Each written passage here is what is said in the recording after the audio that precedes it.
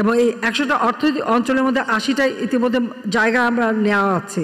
তা আমি মনে করি আমাদের এসএমই ফাউন্ডেশনের জন্য যারা উদ্যোক্তা এককভাবে বা যৌথভাবে এই 100টা শিল্প অঞ্চলের বিভিন্ন অঞ্চলে কিন্তু তারা জায়গা নিতে পারেন এবং সেখানে উদ্যোক্তা হিসেবে শিল্প গড়ে তুলতে পারেন।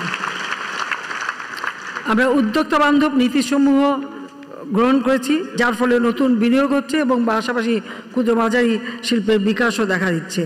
এবং বিশেষ করে আমি খুব আনন্দিত যে আজকে এখানে দেখা যাচ্ছে আমাদের এই এসএমই ফাউন্ডেশনে উদ্যোক্তা 60% নারী। আমি আমার বোনদেরকে আন্তরিক অভিনন্দন জানাই, কারণ সমাজের একটা অংশকে বাইরে রেখে সেই সমাজ কখনো উঠতে পারে না, এগিয়ে যেতে পারে না। তা আমাদের দেশে নারী পুরুষ সকলকেই যদি আমরা উদ্যোক্তা হিসেবে তৈরি করতে পারি তাহলে সমানভাবে দেশটা দ্রুত উন্নত হবে, এটাই আমরা বিশ্বাস করি। এটা জাতির পিতাও বিশ্বাস করতেন। তিনি বলতেন যে একটা মেয়ের অধিকার তখনই প্রতিষ্ঠিত হবে যখন সেই মেয়ে নিজের পায়ে দাঁড়াতে পারবে, নিজে আর্থিকভাবে স্বাধীনতা পাবে, নিজের অর্থ উপার্জন করতে পারবে, তো সমাজে সংসারে তারই সম্মানটা থাকবে। এই জন্য নারী উদ্যোক্তা আমাদের দরকার।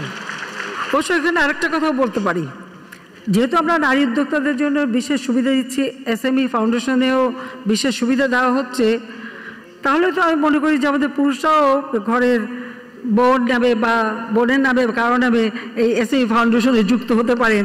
এই সুযোগটা আপনারাও নিতে পারেন, সবাই নিতে পারেন, সেদিক দিয়েও কিন্তু ভালো সুযোগ আছে।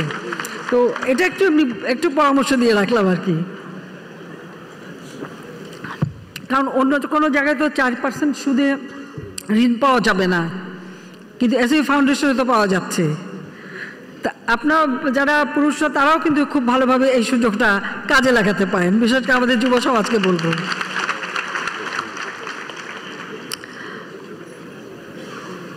আমরা চাই যে আমাদের শিল্প খাতে আরও উদ্যোক্তা সৃষ্টি হোক, যা আমাদের অর্থনীতিতে ভালো অবদান রাখবে। আজকে 2007-08 অর্থ বছরে জিডিপিতে শিল্প খাতের অবদান ছিল মাত্র 17.77%। আজকে 2022-23 অর্থ বছরে তা বেড়ে 37.56% উন্নীত হয়েছে।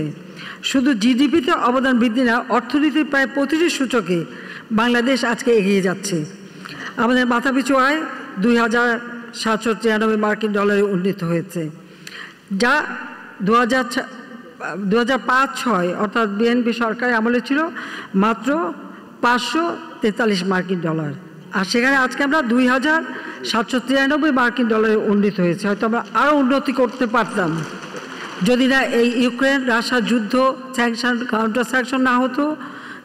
আজকে এর কারণেই অনেকটা, তার উপর কোভিড-19 অতিমারি, সমস্ত কাজ বন্ধ, রপ্তানি বন্ধ, আমদানি বন্ধ, এই যে স্থবিরতা ছাড়া বিশ্ব অর্থনীতিকে আজকে মূল্যস্ফীতি এবং নানা রকম সমস্যার সৃষ্টি করেছে।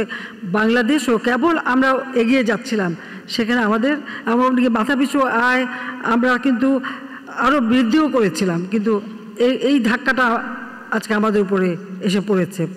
এর সাথে আবার যুক্ত হয়েছে, আপনারা দেখেছেন যে প্যালেস্টাইন গাজায় কীভাবে ইহুদিরা গণহত্যা চালাচ্ছে, তার এরপর পণ্য পরিবহন, সঞ্চালন, বিদেশের প্রত্যেকটা জিনিসের দাম যেগুলো আমাদের আমদানি করতে হয় সব কিছুর দাম বেড়েছে, যার একটা প্রভাব আমাদের দেশে পড়ছে, যেটা মূল্যস্ফীতিতে বিরাটভাবে বাধা সৃষ্টি করছে। মূল্যস্ফীতি বৃদ্ধি পেয়েছে, যদিও এটাকে আমরা আরও নিয়ন্ত্রণ করবার আপ্রাণ চেষ্টা করছি। সেটা একমাত্র করতে পারবো যত আমরা নিজস্ব উৎপাদন বাড়াতে পারবো। আমরা চাই আমাদের দেশটা আরও এগিয়ে যাক। আমরা আমাদের শিল্প খাতকে পরিবেশ বান্ধব করতে চাই, কারণ শিল্প খাত একান্তভাবে পরিবেশ বান্ধব হওয়া উচিত।